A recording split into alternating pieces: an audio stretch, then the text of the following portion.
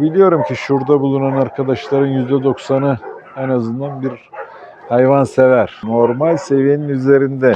Buraya zaten hayvan dostu oldukları için, gönüllü olarak da bu işi belediye bünyesine katılmadan da yaptıkları için sokakta gördüğü bir kediyi, bir köpeği beslemeyi, onun üşümesinden, ıslanmasından rahatsız olarak ona sahiplenmeyi görev bilen insanlardan seçtik ve bu seçim buranın ürettiği hizmetin niteliğini artırır ölçüye geldi.